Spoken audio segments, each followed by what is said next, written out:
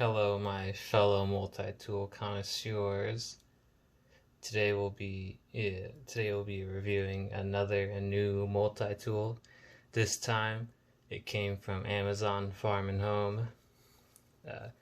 Today we'll be reviewing the Pohaku 13-in-1 multi-tool. So I got this tool off of Amazon for $17.99. A pretty steep price for a multi-tool, in my opinion. But hey, you have to pay for quality, right? Alright, so let's take a look at the 13-in-1 multi-tool. So first off, we have the very obvious 3-inch knife. Has a liner lock, which isn't a terrible thing. It is fairly comfortable in your hands. The blade is not center, which isn't much of a problem, to be entirely honest. It has a thumb stud, only on one side though, but I don't think you'd need it on the other side, nor could it close with the other side of thumb stud. Yeah, that wouldn't close. So just a very basic design, just a blade, not too sharp out of the box, but not terrible. Then it has serrations, which aren't terrible either. The serrations are not very sharp though, which isn't much of a problem. Not a terrible blade. Snaps in there very well, doesn't move at all, which is nice. Nice and smooth too. I don't think I could flip it out like that with just one hand, but oh well. Next, but not least, the second most obvious one is the pliers. It has a pretty nifty plier design. I personally like this one a lot. The pliers aren't very big compared to the gold standard Gerber suspension tool. They're a tad bit smaller in comparison. Like I said, not a terrible thing either. A little bit shorter, not as narrow tipped. The wire cutter design is not, how should I put it, a pressure. It's more of a crossover, which does make a difference in plier and wire cutting, because with crossover wire cutters, there is a chance for it to slip and just go like horizontal. Whereas these pressure ones, you can just push as hard as you want, and usually the wire will come off. Pliers are not bad. A little bit stubby, but that's alright. I will say that even now, it feels like there's some sort of weird sand in a joint where it twists. It does also have a automatic spring function, which I do like. There is, I don't know if you can hear that, but it sounds like there's sand in there, and it also feels like it too.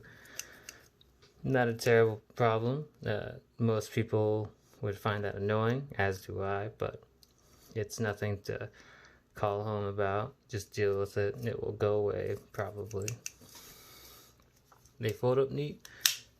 They fold up neat and nicely. Real cool, real stylish. The pliers also have, I don't know if you can see that. Let the camera focus in. It's a little too dark. It has a Phillips head inside of it. The Phillips head design and execution is not terrible. That's definitely usable. A bad example of a Phillips head is a bad example of the Phillips would be this Charade multi-tool. Let's see if I can get out the Phillips head real quick. The worst example of a Phillips head is probably the Charade. Tough. The grind on this thing is terrible, and the shape is as well. Not desirable at all. Much better than the Charade tough Phillips head screwdriver. It does not, these do not have a little locking, but it does have a snap function, which I do like. Very loud snap. Next is the file, if I can get this out. Looks like a file and a can slash, or not a can, but a bottle opener, and a Phillips, or not a Phillips, a flathead. Flathead has a pretty well design. It comes down to a very fine tip, which I do like. The file isn't as filey. I don't really know. It isn't as rough or as coarse as other files are, but it would definitely get the job done. Got a file, got a bastard file, and then a cross file. Good combination. Next up is the bottle opener ×2 / flathead ×2. Huh. Not much to say about this except for it's a file and a bottle, or not a file, but it's a flathead and a bottle opener. Not a terrible design, decently executed. I have no complaints. Next but not least, my probably biggest reason why I got this is the rope cutter. This rope cutter was probably my main attraction to this, aside from the really neat folding pliers deal. This rope cutter is designed for you to pull rather than most other rope cutting knives in multi-tools, which is kind of just like a normal blade with some, it's serrated all the way.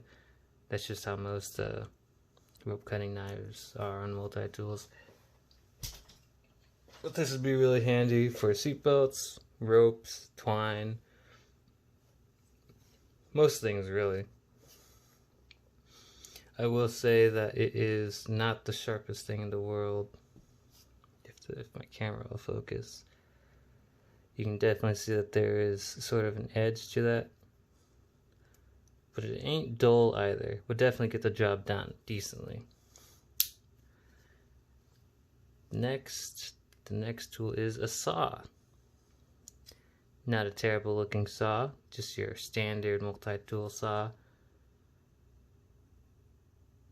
Not bad. Then there's a knife, and it looks like that's about it.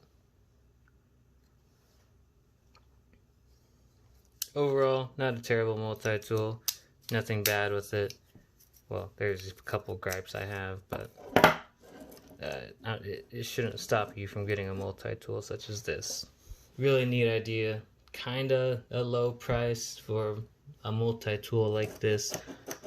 There are probably some companies that'll sell a multi-tool like this for, I don't know, $100. So $20 ain't that bad at all. Like I said, it's by Pohaku.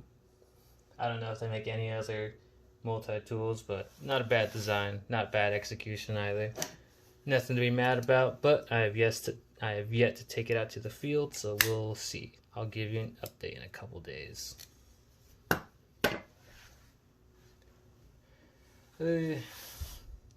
Overall, what's the rating of this multi-tool? I would give it 8 out of 10. It's a little bit smooth to the touch. Could slip out of my hands, although it does have this rubber bit which makes up for that. Design is really cool, and it makes up for most of the cheap material that they use for it. Yeah, 8 out of 10 sounds just about right for this multi-tool. Anyways, that's it for this multi-tool. Bye-bye.